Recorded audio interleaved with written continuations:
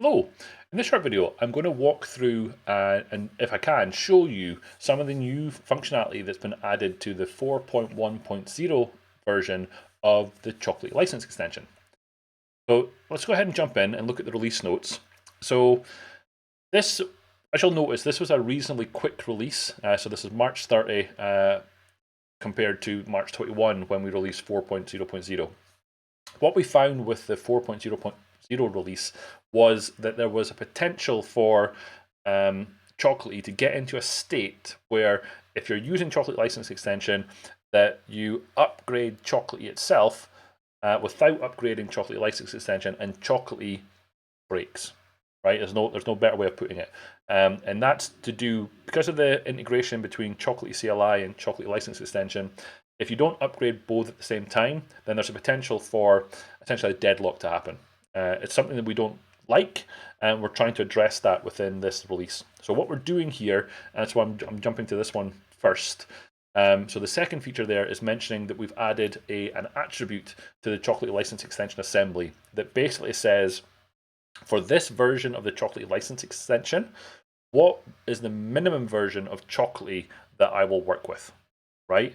So at the point of installation or upgrade of Chocolatey, we can inspect that assembly and know whether the version matches and they're going to be compatible. And based on those that check, we will then show a warning that is shown to the user, and then if they know what they're doing and they know about the potential incompatibilities, there is an option to skip the check that happens and force the upgrade of Chocolatey. So it's an attempt to make it so that we don't allow Chocolatey to get into a state that is known to be completely incompatible, but all incompatibilities will be flagged, and then the user has the then option of doing the upgrade anyway, and essentially putting themselves in an unsupported state. So it's an attempt to alleviate some of the issues that we've seen with the release of 1.0.0 of Chocolatey and the subsequent major releases of all the other Chocolatey components. Okay, hopefully that makes sense. If not, feel free to reach out. The other thing that we've added is a new feature, which is it's a long-winded feature name, but it's exclude Chocolatey packages during upgrade all. Now, one of the reasons that this came up was that some folks, as we were doing these major releases of all the Chocolatey components, folks were just doing Choco upgrade all, and depending on the package order in terms of whether they're alphabetical or etc., it was doing an upgrade of Chocolatey before Chocolatey extension or before Chocolatey agent or before the other components that we shipped in this release cycle. And that's something that we want to provide a little bit more control on. So what we've added is this feature, which if enabled, but disabled by default, because some folks still want their Chocolatey packages to be upgraded, and that's fine.